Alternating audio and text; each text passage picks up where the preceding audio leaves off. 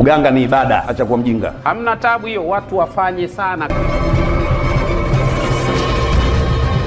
Uganga si ushirikina. Kila gonjwa lina tiba yake.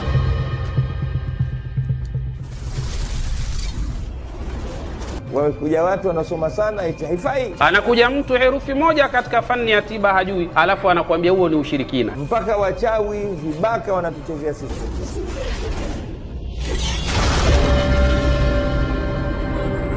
Assalamu alaikum wa rahmatullahi wa barakatuh. Naam, ndugu mtazamaji na mfuatiliaji wetu vipindi vyetu bora kabisa, leo ni siku nyingine tena tupo katika mwendelezo wa vipindi vyetu vya kutazama namna ambavyo dua ya lillahi asmaul husna ambavyo namna inavyoweza kufanyia makubwa hasa kwa kila jambo kwa nyanja yake, kwa namna ya taratibu zake za namna ya kuweza kuifanya. Na Dr. Saidna Sheikh Safudiwan Al-Ghazali tutakwenda kuungana naye hivi punde, kisha akatupitishe kunako kutazama namna ambavyo dua hii inaweza kumfanya huyu ambaye ye anatamani kupata nafasi miongoni mwa sehemu ambazo za uchaguzi au za kugombea, au katika sehemu ambayo anatarajia kuipata nafasi aweze kupendwa, kukubalika, ili mambo yake aweze kwenda kama vile ambavyo anavyotamani na kuyataraji. Je, unavotaka kupendwa nataka ufanyaje katika taratibu ya dua hii? Je, ukitaka kukubalika nataka ufanye nini kutokana na taratibu ya dua hii? Hapo utapata kujua mengi ambayo yanayojiri hasa katika dua yetu hii, katika uchambuzi na taratibu zake na namna zinavyokuwa. Muda huu ni salamu, na kisha baada hapo tutakwenda rasmi kabisa kuangazia ni njia gani, taratibu gani, kwa namna gani ili uweze kukubalika na kupendwa na jamii kwa ujumla wake biidhnillah subhanahu wa ta'ala. Muda huu ni salamu. Dr. Saidna Sheikh Safudiwan Al-Ghazali. Assalamu alaykum wa rahmatullahi wa barakatuh. Wa alaykumus salam wa rahmatullahi wa barakatuh. Naam, vipi hali yako Dr.? Wallahi hali namshukuru Allah tabaraka wa taala.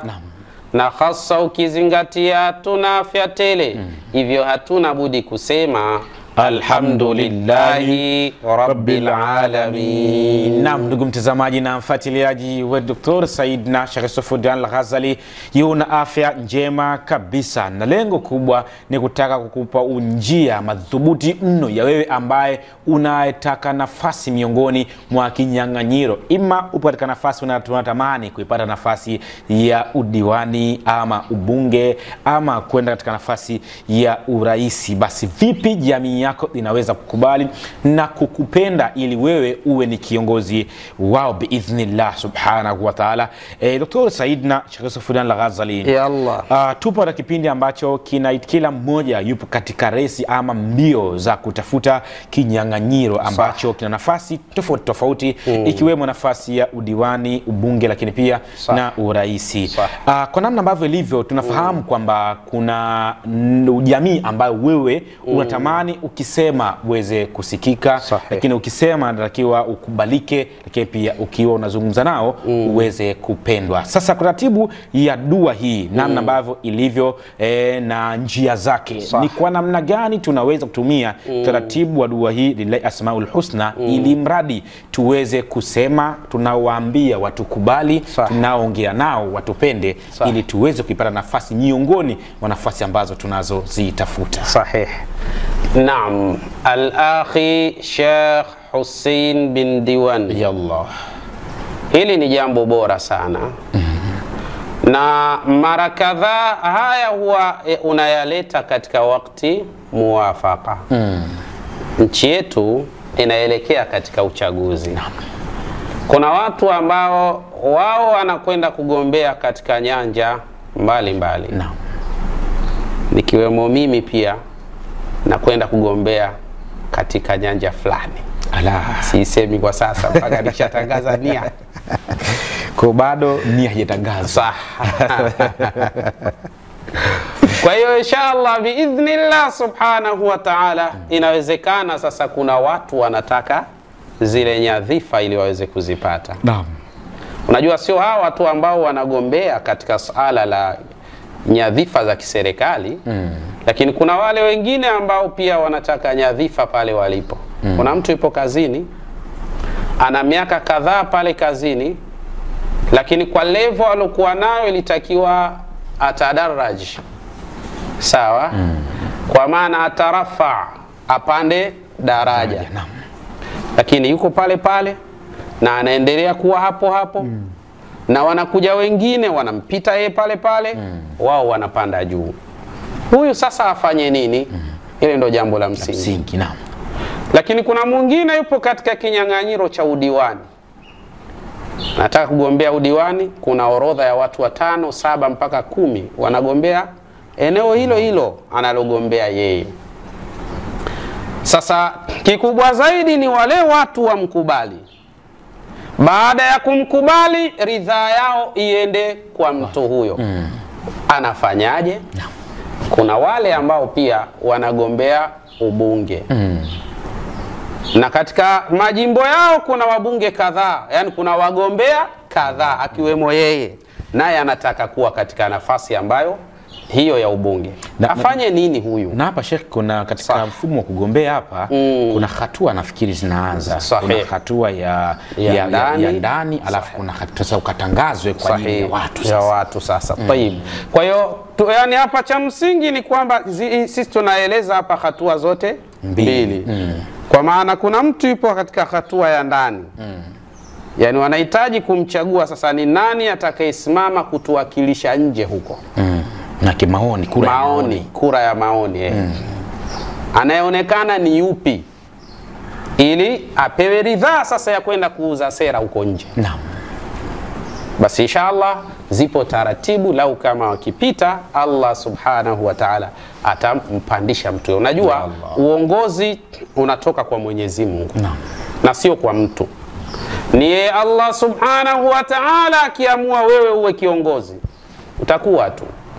Na ndo huyo Allah ambaye akiamua wewe uwe kiongozi utakuwa. Ndo tunakwenda kuongea naye, kumwambia yeye Allah subhanahu wa ta'ala, ya Rabbi, mimi nataka hii nafasi. Wewe ndio unaitoa nafasi za uongozi. Ya Rabbi nipe, au ya Rabbi fulani mpe nafasi hiyo ya uongozi. Hizi ni taratibu. Naam. Na ni mambo yapo. Na katika taratibu Sheikh, hapa pia lazima tuliweke sawa sawa. Taratibu, kuna mtu anafanya taratibu anazozijua, kuna mwingine anafanya asizozijua. Maana yake anayejua ana asilimia nyingi ya kufikia kile anachokifanya. Ndivyo ilivyo siku zote. Ndivyo ilivyo siku zote. Yani ukifanya kitu kwa maarifa na ujuzi utafika. Yani kullu man sara ila darbi wasala. Kila yule ambaye atakayepita katika zile njia zake atafika tu kule anakokwenda insha Allah biidhnillah subhanahu wa ta'ala. Sasa twende nikatoe ufafanuzi kidogo wa duaul asna fi nadhmi asma'illahil husna. Katika dua hii al-akhi Sheikh Hussein bin Diwan, kwa mgombea yoyote anayetaka ridhaa, Mwenyezi Mungu amjalie mgombea huyo apate yani ile nafasi anayoitaraji. Ni beti hii inayosomwa hivi: antal mu'izzu alladhi ma dhalla qasiduhu, antal mudhillu wa man ya'sika fahuwa ami, antal mu'izzu alladhi ma dhalla qasiduhu, antal mudhillu wa man ya'sika fahuwa ami. Imekwisha hiyo. Sasa hii inakuwaje katika hali ya namna gani? Tunasema man arada an yakuna ma'zuzan mukraman, iqra asma Allahi ta'ala al-mu'izzu bi'adati nida, ya mu'izzu ya mu'izzu ya mu'izzu. Nasema man arada an yakuna ma'zuzan mukrama, yoyote yule ambaye atakayetaka atukuzwe na awe ni mtu ambaye anakirimiwa na kuheshimiwa, apewe nafasi katika kile anachokitaka, basi huyu iqra asma Allahi ta'ala, utasoma jina la Allah subhanahu wa ta'ala ambalo linalosomeka al-mu'izzu biadati nida. Utasoma kwa adatu nida, kwa ada ya kuita. Utasema ya mu'izzu ya mu'izzu ya mu'izzu. Utasoma hiyo mara ngapi? Utaisoma mara 11,311 biidhnillah subhanahu wa ta'ala. Ya mu'izzu ya mu'izzu ya muizzu mara 11,311 biidhnillah subhanahu wa ta'ala. Thumma taqra'u du'a al-asna, kisha baada ya hapo utasoma hii duaul asna fi nadhmi asma'illahi alhusna.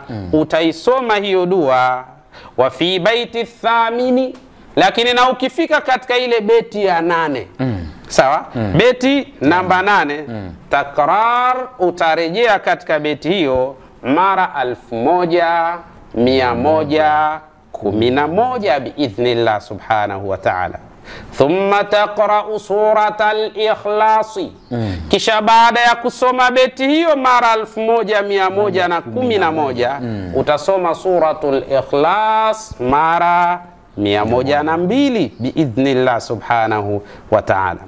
Thumma takhtamu du'a al-asna fi nadhmi asma'illahi al-husna, kisha baada ya hapo utasoma dua hii, kisha wataktubu dua al-asna, kisha utaandika dua wataghsilu bima'il matari au bima'i zamzama, kisha baada ya hapo utaitengeneza kombe kwa maji ya mvua au kwa maji ya zamzam.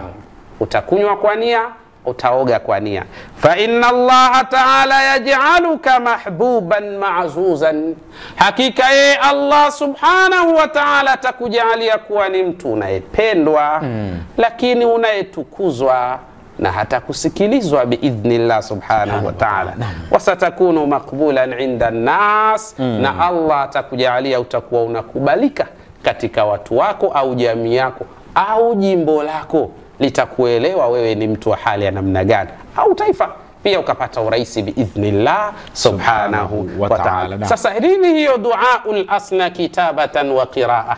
Kwa kuandika na kusoma utasema hivi: billahi dhi shani warrahmani dhi ni'ami wa birrahim ibtihali fi duja dhulami فهو الإله الذي آياته شهدت بأنه الملك القدوس ذو القدم رب الأنام السلام المؤمن الأزلي وهو المهيمن ذو النعماء والنقم وبالعزيز وبالجبار ثم وبالمتكبر الخالق الباري من العدم يا مانح الخير يا وهاب أنت لها يا رازق الطير يا رازق كل فم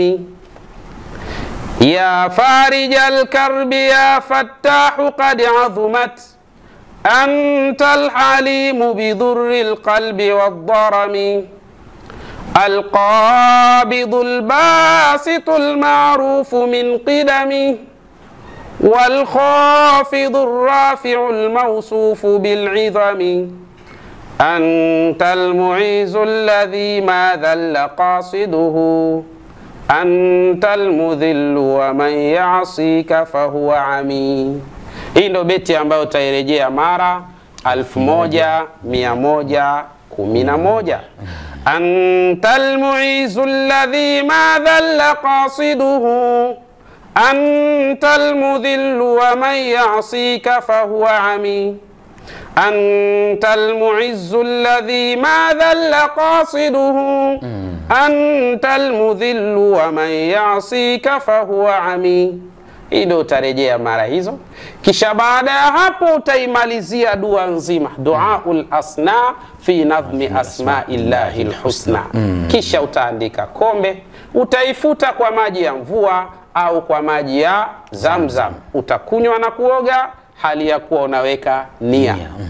Na Mtume sallallahu alayhi wasallam anasema lau kama utayapata maji ya zamzam ndio bora, sababu Mtume anasema ma uzamzama lima shuriba lahu, maji ya zamzam yanywewe kwa nia, yatumiwe kwa nia.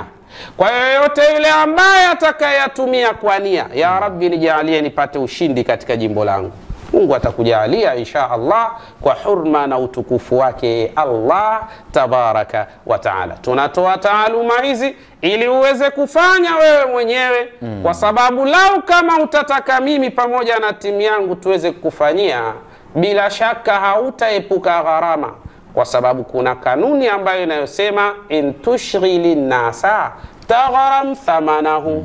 Iwapo kama utamshughulisha mtu aache yake kwa ajili ya kudili na kushughulika na yako, lazima ugharamie thamani ambayo itakayomfanya huyu mtu aache yake ili ashughulike na majambo yako biidhnillah subhanahu wa ta'ala.